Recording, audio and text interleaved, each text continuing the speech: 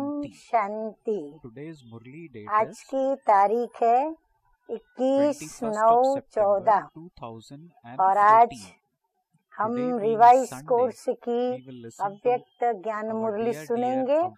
तो revise course की तारीख है 19/12/78। तो आप समझ गए होंगे आज कौन सा दिन है। रविवार है और प्राण प्यारे अव्यक्त मूर्तधारी अव्यक्त बाप दादा की मुरली है। तो आज की ज्ञान मुरली का शीर्षक है रियलिटी ही सबसे बड़ी रॉयल्टी है। यानी असलियत जो है वही वास्तव में रॉयल्टी है। मीठे मीठे बाप दादा बच्चों को कहते हैं, बच्चों को देख रहे हैं। तो बाप दादा बच्चों को देखते हुए क्या कहते हैं? तो बाप दादा बच्चों को देख हर्षित होते हैं, क्योंकि बाप जानते हैं। हाँ, बाप दादा की नजरों में हम बच्चे क्या हैं? हाँ, बहुत महान हैं। हाँ, जो तो हम सभी जब बाबा ने अव्यक्त बाप दादा ने मुरली सुनाई या हम बच्चों से रूरिहान की, तो हम बच्चों की भिन्न भिन्न प्रकार से हर बार महिमा की। तो क्या क्या महिमा बाबा करते रहते हैं और हर बार नई महिमा।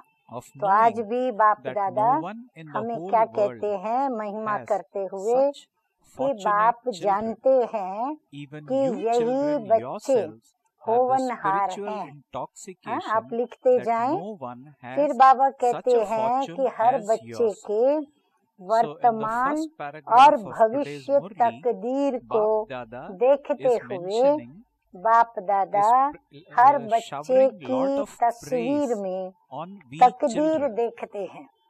हाँ, हम बच्चों की जो चैतन्य तस्वीर है उसमें हमारी तकदीर भविष्य की क्या है।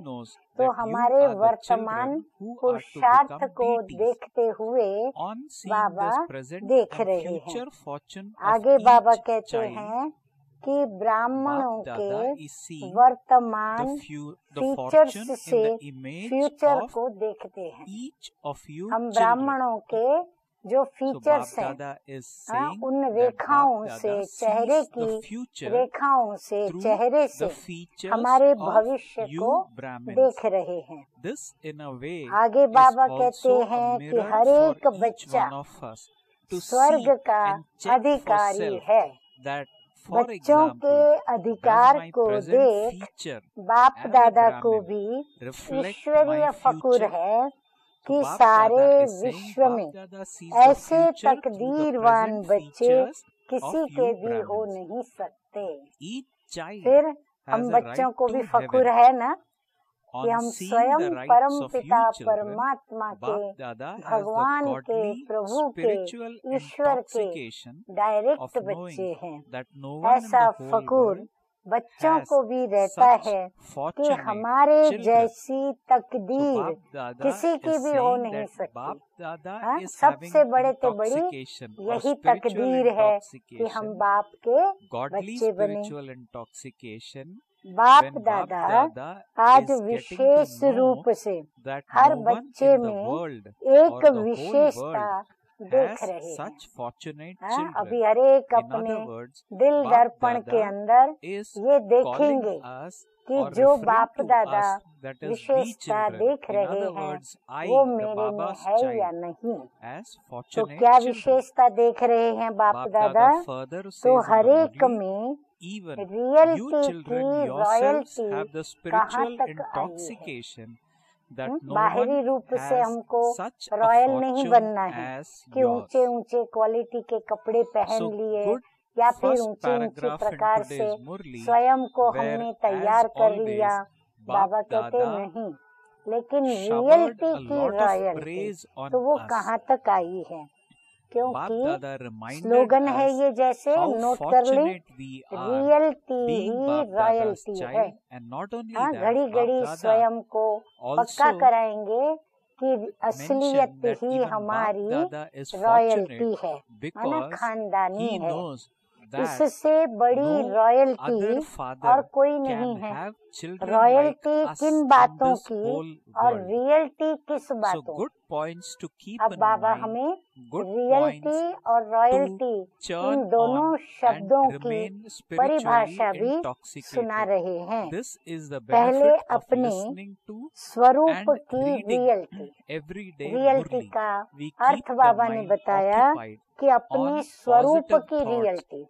अभी अपना स्वरूप क्या है असली, हम सभी बच्चे जानते हैं कि हम अनादि स्वरूप में सभी क्या हैं।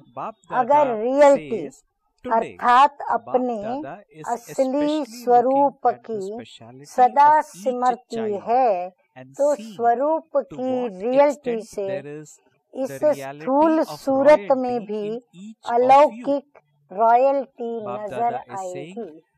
अभी बाबा जैसे कि परम शिक्षक बन के शिक्षा दे रहे हैं, कहते हैं अगर वह अनादि स्वरूप की स्मृति होगी तो क्या होगा हमारी स्थूल सूरत में भी।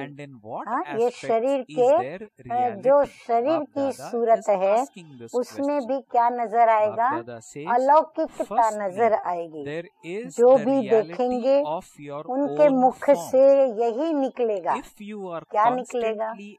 हाँ, हमको देखकर कि ये इस दुनिया के नहीं है, लेकिन ये अलौकिक दुनिया के फरिश्ते हैं। हाँ, अभी हम अपने को सोचे देखें कि क्या हमें देखने से उनको हम कुछ अलग लगते हैं, अलौकिक लगते हैं, अथवा उनको ये लगे कि ये स्वर्ग का कोई देवता उतरा है।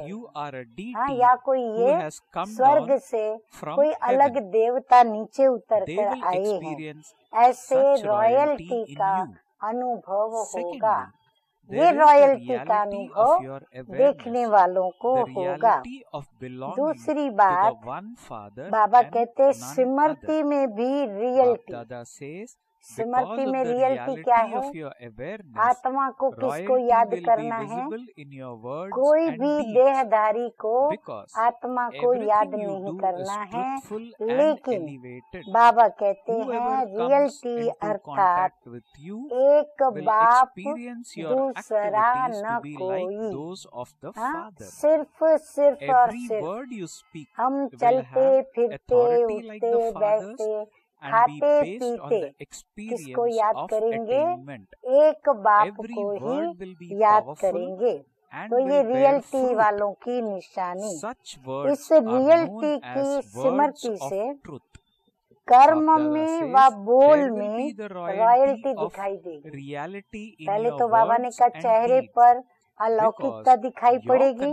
अब बाबा कहते हैं कि जो ये स्मृति में रहेंगे तो उनके कर्म में और उनके बोल में रियल्टी दिखाई पड़ेगी, यानी रॉयल्टी दिखाई पड़ेगी। बहुत मधुर बोल बोलेंगे, मीठे बोल बोलेंगे, हल्के बोल नहीं बोलेंगे, ऊंचे बोल बोलेंगे, श्रेष्ठ बोल बोलेंगे और श्रेष्ठ कर्म करेंगे, श्रेष्ठ चलन होगी। हर कर्म उनका सत्य अर्थात श्रेष्ठ होने के कारण जो भी संपर्क में आएंगे उन्हें हर कर्म में बाप समान चरित्र अनुभव होंगे। चरित्र माना दिव्य गुणों की आभा प्रतिभा। तो बाबा कहते हैं बाप समान चरित्र अनुभव होंगे कि ये तो जैसे ब्रह्मचारी अर्थात ब्रह्मा के और शिव बाबा के समान है। तो बाप समान चरित्र अनुभव होंगे।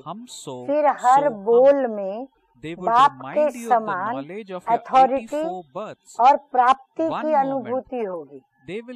अथॉरिटी से बोल निकलेंगे और प्राप्ति की अनुभूति माना कोई भी अप्राप्त उनको नहीं या कोई भी अप्राप्ति उनके पास नहीं, तो अप्राप्ति उनके खजाने में नहीं। अर्थात हर बोल उनका समर्थ अर्थात फल देने वाला होगा। हाँ, ये होगी रियलिटी की निशानी, जिसको कहा जाता है सत्वचन। यानी बोल इतने समर्थ होंगे और इतने फलदायी होंगे जिसको कहा जाता है वास्तव में सत्य वचन।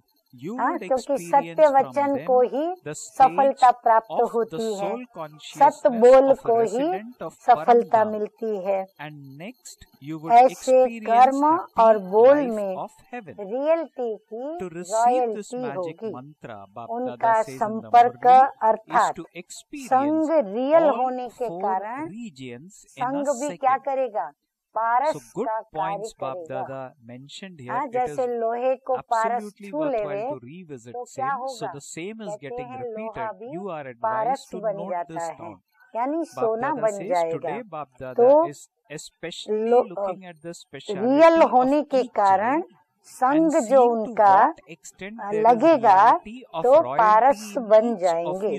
जैसे पारस लोहे का परिवर्तन कर देता है, ऐसे रियलिटी की रॉयल्टी वाली आत्मा का संग असमर्थ को समर्थ बना देगा, अर्थात नकली को क्या बना देगा, असली बना देगा।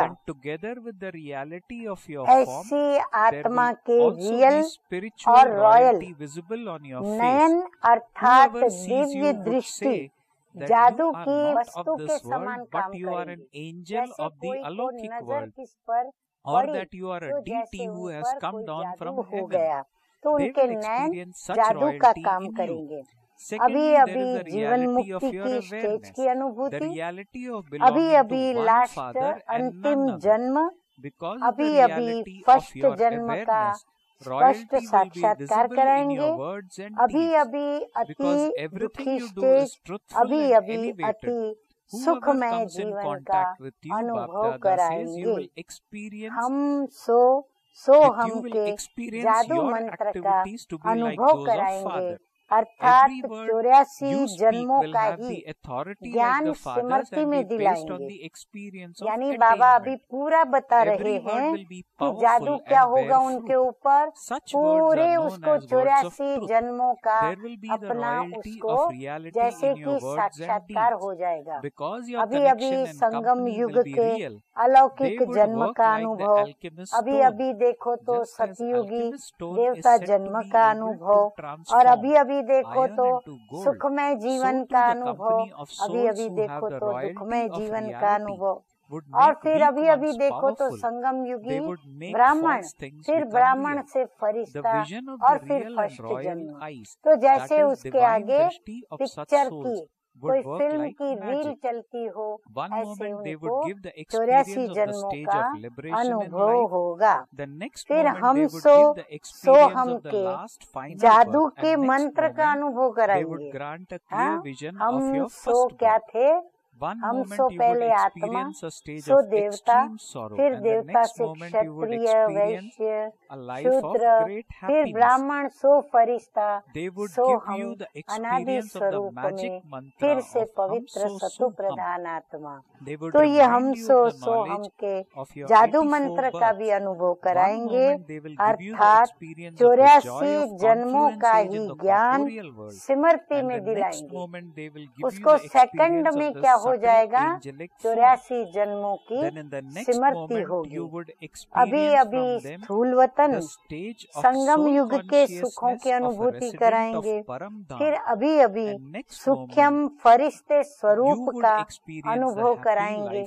हाँ, जैसे अभी हम संगम युग पर हैं, तो अभी अभी संगम युग का अनुभव, फिर अभी अभी देखो तो फरिश्ते स्वरूप का वतन का अनुभव, अभी अभी परम धाम निवासी आत्मिक स्वरूप का अनुभव कराएंगे। अभी अभी स्वर्ग के सुखमय जीवन का अनुभव कराएंगे। ऐसे एक सेकंड में इन चारों ही धामों का अनुभव कराएंगे। कौन से चार धाम हो गए? संगम युग एक धाम, फिर संगम युग से परिस्तामाना व्यक्त वतन, फिर अव्यक्त वतन से परम धाम, परम धाम से फिर सुख धाम। ऐसे चार धामों का अनुभव कराएंगे। ये सब किससे होगा? जादू भरे नैनों से और जादू भरे मंत्र से। जादू भरे अलौकिक नैन और जादू भरे मंत्र।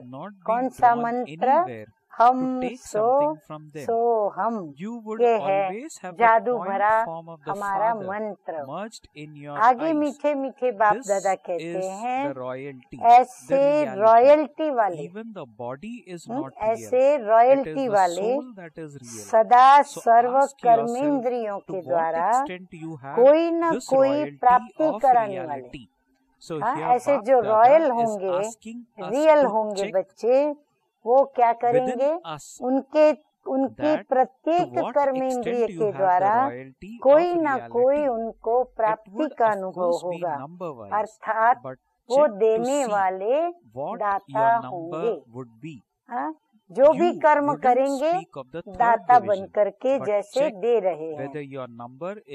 ऐसे रॉयल्टी वाले किसी भी प्रकार के मायावी आकर्षण के तरफ संकल्प द्वारा भी झुकेंगे नहीं, प्रभावित नहीं होंगे।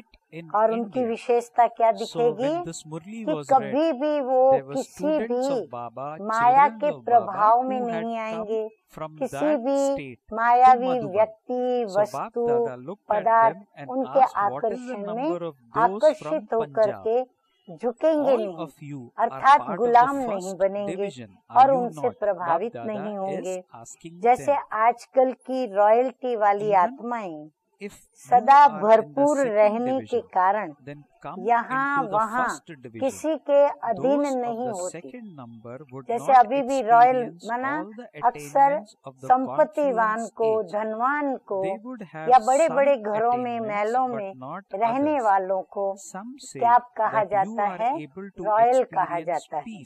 और ऐसे रॉयल, वो रॉयल्टी उनकी क्या है कि उनके पास इतना धन है कि वो जो चाहे वो उन्हें सब कुछ प्राप्त हो जाता है। तो वो किसी के अधीन नहीं होते क्योंकि वो स्थूल धन से भरपूर होते हैं।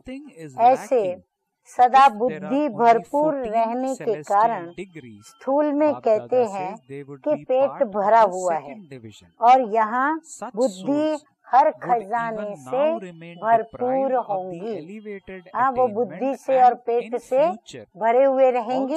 और यहाँ फिर हमारी जो ब्राह्मणों की बुद्धि है वो हर बाबा के दिए हुए परमात्म खजाने से भरपूर होंगी। इसीलिए कोई भी व्यक्ति व वैभव के तरफ भरपूर होंगे हम। इसीलिए बाबा कहते हैं कोई भी व्यक्ति व वैभव के तरफ जो अल्पज्ञ और अल्पकाल के हैं वहाँ बुद्धि नहीं जाएगी। जो छोटी बुद्धि वाले हैं, जो छोटी यानी गुणों की धारणा में कम है या फिर इस शूद्र की दुनिया में अधिक रहते हुए शूद्र कर्म करते हैं या फिर उनको अल्पकाल की ही प्राप्तियां होती रहती हैं, ऐसी आत्माओं में उनकी बुद्धि नहीं जाएगी। ना ही ऐसे अल्पज्ञ पदार्थ जो हैं जिनसे अल्पज्ञ सुख मिलता है, न उनकी बुद्धि वहाँ जाएगी और अप्राप्त उनके जीवन के अंदर कोई वस्तु ही नहीं होगी क्योंकि वो स्वयं भरपूर है। इसीलिए कहाँ भी उनकी बुद्धि नहीं जाती कि ये मुझे चाहिए, वो मुझे चाहिए, क्योंकि वो भरपूर है। इसीलिए अप्राप्त कोई वस्तु नहीं होगी।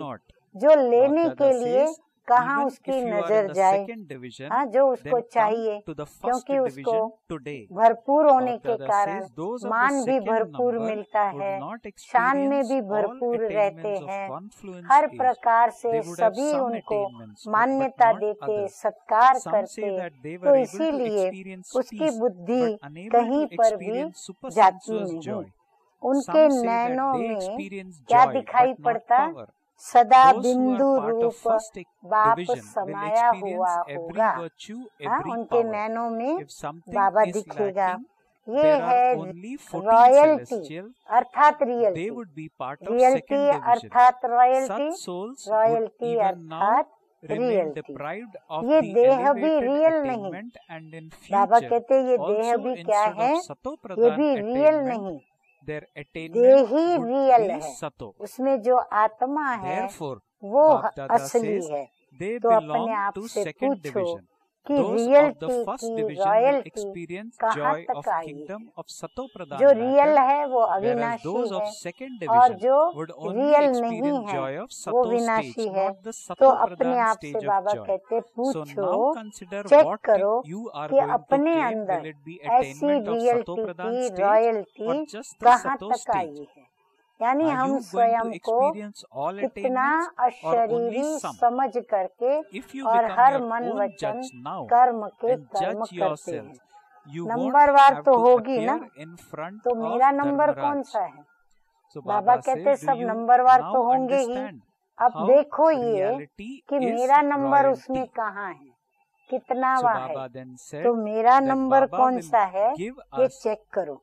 फर्स्ट डिवीजन में है, वह सेकंड में है, थर्ड तो नहीं कहेंगे ना। थर्ड तो हम बाबा के बच्चे हैं, तो हम थर्ड तो जा ही नहीं सकते, फर्स्ट या सेकंड डिवीजन।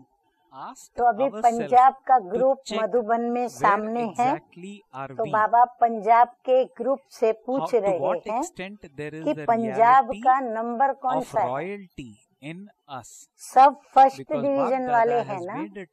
हाँ, बाबा उनसे पूछ रहे हैं अगर सेकंड में भी हो तो आज फर्स्ट में आ जाना।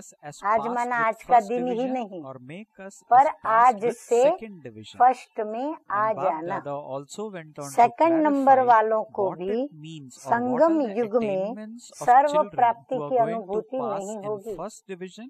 बाबा बता रहे हैं निमित्त पंजाब है, लेकिन हम सभी बच्चों को बाबा सावधानी देते हुए ये समझा रहे हैं कि ऐसे मत सोचना कि हम सेकंड डिवीजन में आएंगे तो हमें सर्व प्राप्तियां प्राप्त होंगी। बाबा कहते हैं सेकंड नंबर वालों को भी संगम युग में सर्व प्राप्ति की अनुभूति नहीं होगी। तो अभी स्वयं को चेक कर ले, हमें सर्व प्राप्ति की प्राप्ति का अनुभव होता है या फिर कोई प्राप्ति हो रही है, कोई होती है, कोई नहीं होती है।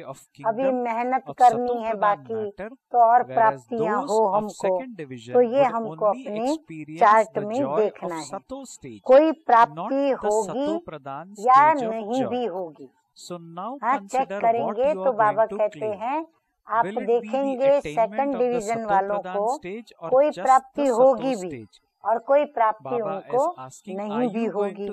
जैसे कई कहते हैं कि शांति की अनुभूति तो होती है, लेकिन अतीन्द्रिय सुख का अनुभव नहीं।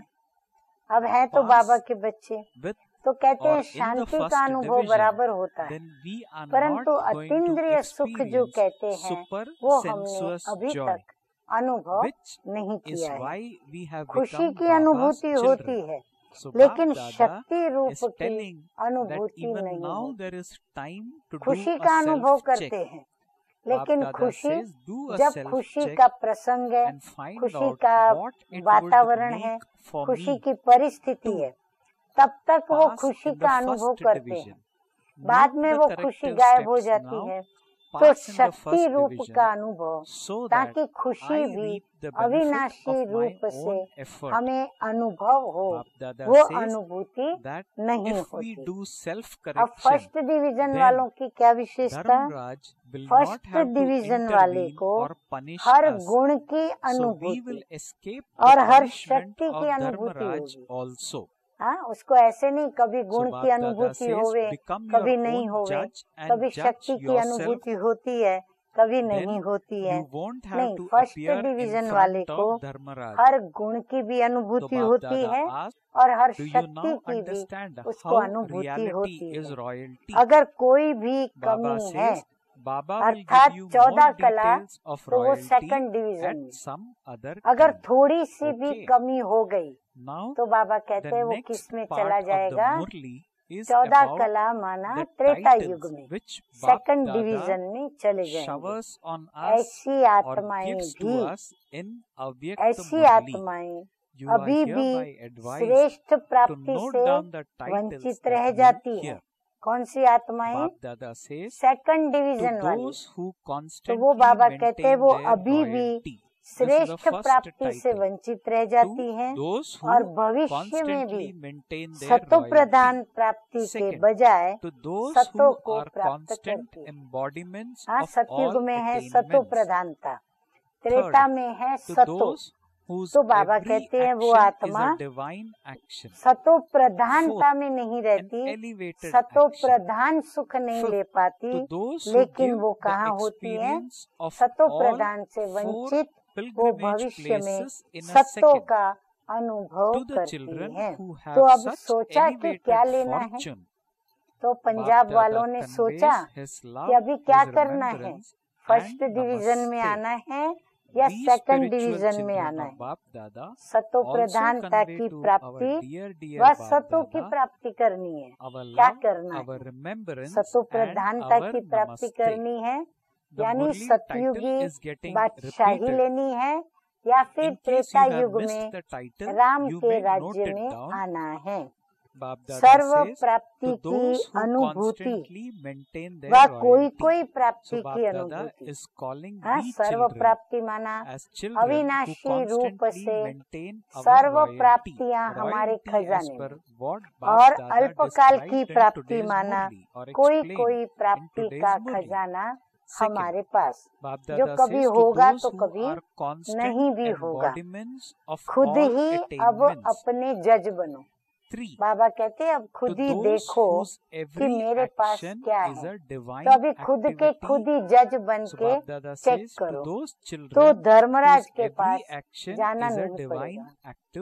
अगर बराबर चेकिंग करेंगे कि भाई हम फर्स्ट डिवीजन वाले हैं कि सेकंड डिवीजन वाले, अगर फर्स्ट डिवीजन वाले हैं तो धर्मराज के पास जाना नहीं पड़ेगा। सेकंड डिवीजन में है, धर्मराज को मुंह दिखाना पड़ेगा।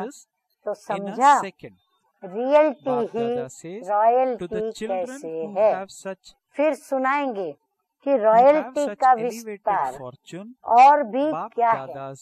हाँ, रियलिटी तो बाबा ने बता ही दी, परंतु रॉयल्टी का भी क्या विस्तार है, कितना विस्तार है, वो बाबा फिर कभी बच्चों को सुनाएंगे। अच्छा, अब याद प्यार में भी हम बच्चों को बाबा महिमा करते हुए याद प्यार देते हैं।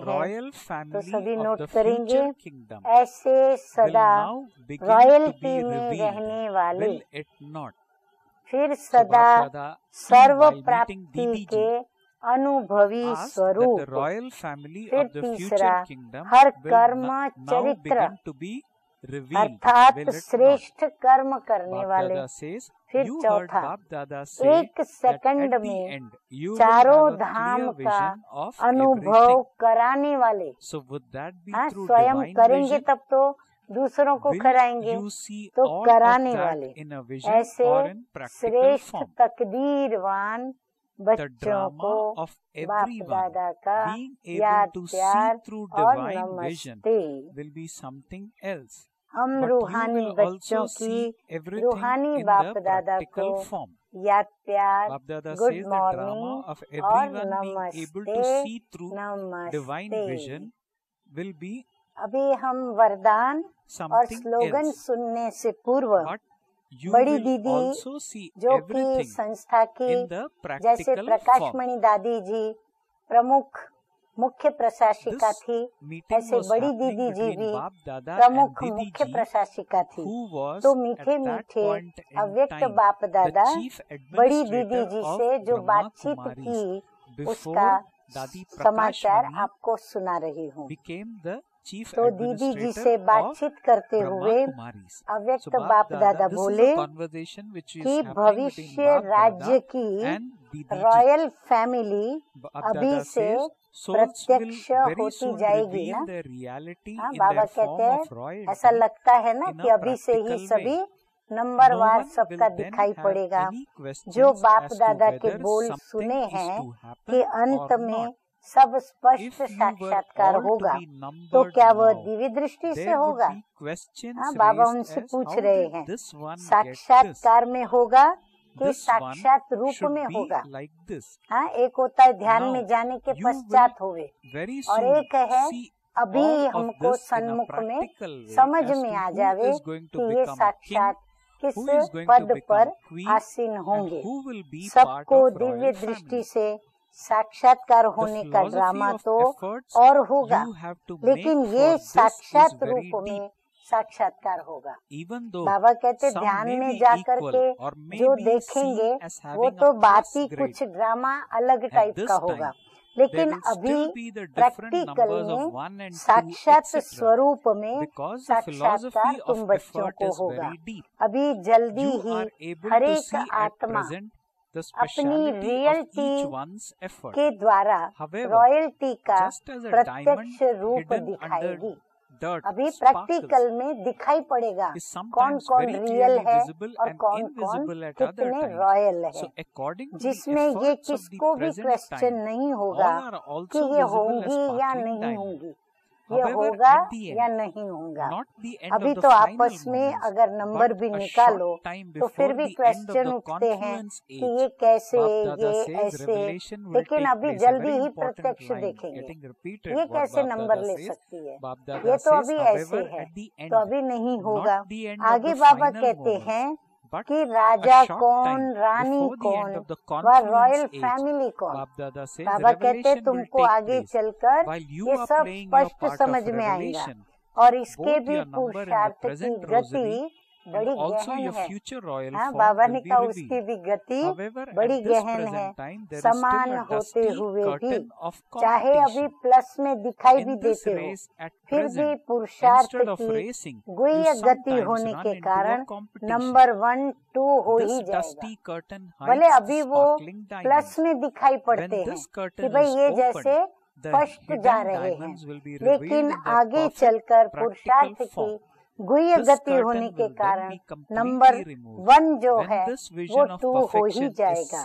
अभी हरेक के पुरुषार्थ की विशेषता दिखाई भी देती है, लेकिन जैसे कोई धूल के अंदर हीरा चमकता हो, ऐसे ही नंबर 2, नंबर 1 भी हो सकता है, परंतु वो दिखाई नहीं देते क्योंकि वो धूल के अंदर हीरे चमक रहे हैं, ऊपर में धूल लगी हुई है। कभी स्पष्ट दिखाई देगा, कभी छिपा हुआ नजर आएगा। तो अभी के पुरुषार्थ में चमकते हुए हीरे जरूर नजर आते हैं, लेकिन ऐसे दिखाई देते हैं। और फिर अंत में, अंत अर्थात लास्ट घड़ी नहीं, संगम का अंत, अर्थात कुछ समय पहले से ही प्रत्यक्षता जरूर होगी। प्रत्यक्षता का पाठ बजाते हुए अपना वर्तमान माला के मणके का नंबर और भविष्य राज्य का स्वरूप दोनों ही प्रत्यक्ष होंगे। संगम युग के अंत के कुछ समय पहले अपना मणके का नंबर और भविष्य राज्य स्वरूप का नंबर दोनों ही स्पष्ट प्रत्यक्ष रूप में दिखेंगे, लेकिन अभी नहीं दिखाई पड़ते। उसका कारण क्या है? थोड़ा सा रेस की धूल का पर्दा है। अभी रेस में चलते चलते कभी रेस के बजाय रेस में बदल जाते हैं। यही धूल का पर्दा चमकते हुए हीरों को छिपा देता है, और जब ये पर्दा हट जाएगा तो छिपे हुए हीरे अपने प्रत्यक्ष के संपन्न स्वरूप में आ जाएंगे।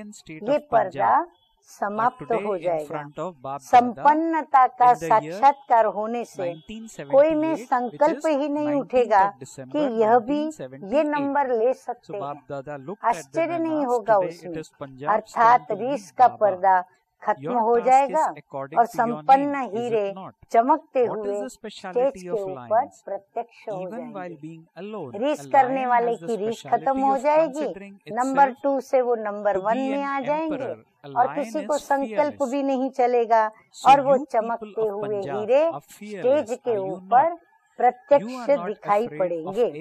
जैसे साकार में मम्मा बाबा की तरफ कोई की रीस नहीं हो सकती ना। हाँ, कभी कोई मम्मा बाबा की रीस करेंगे कि मम्मा से मैं आगे बढ़ जाऊं और मैं मम्मा से रीस करूं, बाबा से रीस करूं।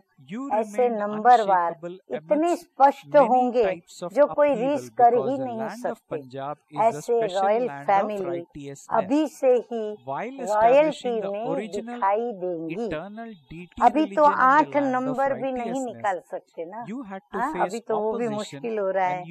अभी फिर भी क्वेश्चन मार्क आ जाता है, फिर फुल स्टॉप आ जाएगा। अभी स्पष्ट रूप में 8 नंबर निकालने में भी क्वेश्चन उठता है ना कि रखें या न रखें। अभी तीव्र पुरुषार्थ की पॉलिश हो रही है। पॉलिश में थोड़ी बहुत कमी भी जो होती है वो छिप जाती है। जब 8 नंबर है तो कुछ तो कमी है ना। 8वां नंबर जो होगा तो कुछ तो उसमें पहले से कमी होगी, लेकिन इतनी नहीं होगी जो स्पष्ट दिखाई दे, इसीलिए पॉलिश हो रही है। अभी तो तीव्र पुरुषार्थ के प्रोग्राम का संकल्प है। फैमिली में तो बहुत आ जाएंगे। अच्छा, आज तो पंजाब का टर्न है। जैसा नाम है वैसा ही काम है ना। शेर की विशेषता क्या होती है? शेर की विशेषता है अकेले होते भी अपने को बादशाह समझते हैं, अर्थात वे निर्भय होते हैं। तो पंजाब के निवासी ऐसे निर्भय है ना, किसी भी प्रकार के माया के रूप से डरने वाले नहीं है ना। ऐसा है ना पंजाब। अभी हम सुनेंगे आज का वरदान और आज का स्लोगन।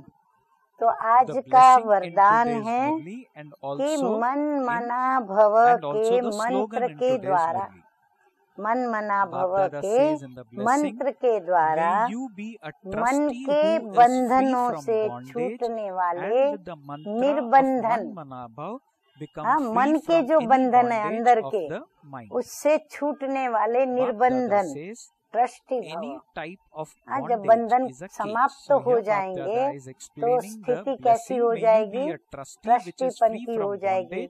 साक्षी होकर के खेल को देखेंगे। अच्छा, बाबा कहते हैं कोई भी बंधन पिंजड़ा है। कोई भी अगर बंधन है ना तो समझ लो आप पिंजड़े में बंद है। पिंजड़े की मैना अब निर्बंधन उड़ता पंछी बन गई। कब? जब मन मना भव के मंत्र से मन के बंधन तोड़ती है तो वो पिंजड़े की मैना निर्बंधन उड़ता पंछी बन के उड़ती है। अगर कोई तन का बंधन है भी तो भी मन उड़ता पंछी है, क्योंकि मन मना भव होने से मन के बंधन छूट जाते हैं। तन के बंधन भले हैं पर मन के भी बंधन होते हैं। तो मन के बंधन मन मना भव स्थिति में रहने से छूटते हैं। प्रवृत्ति को संभालने का भी बंधन नहीं। बाबा कहते प्रवृत्ति के बोझ को भी वो अनुभव न करे। ट्रस्टी होकर संभालने वाले सदा निर्बंधन रहते हैं। गृहस्थी माना बोझ। अगर समझा मैं गृहस्थी हूँ, मेरे पर ये जिम्मेवारी वो जिम्मेवारी, ये चिंता है वो चिंता है, तो माना बोझ हो गया। बोझ वाला कभी उड़ नहीं सकता। लेकिन दृष्टि है तो निर्बंधन है। और उड़ती कला से सेकंड में कहाँ पहुँच सकता है? स्वीट होम पहुँच सकते हैं। अच्छा, आज का स्लोगन है, उदासी को अपनी दासी बना दो। उदासी तो बार बार आ जाती है, हर एक ने अपने जीवन के अंदर कभी ना कभी उदासी का अनुभव तो किया ही है। हाँ, जब किसी बात के लिए, हाँ, किसी विशेष गुण की धारणा के लिए, विशेष शक्ति की धारणा के लिए मेहनत करते, पुरुषार्थ करते, हर प्रकार से खूब उसके लिए सब कुछ करते, फिर भी यदि विजय नहीं होती तो क्या होता है?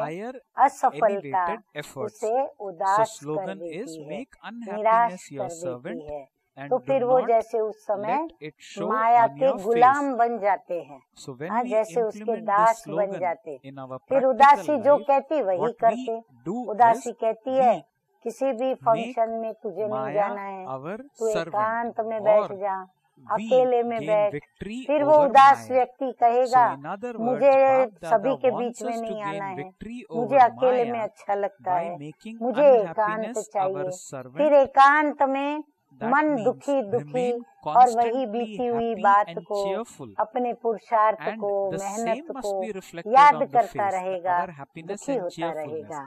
इसीलिए बाबा कहते हैं उदासी को अपनी दासी बना दो। हाँ, दासी बन जाएगी तो क्या होगा?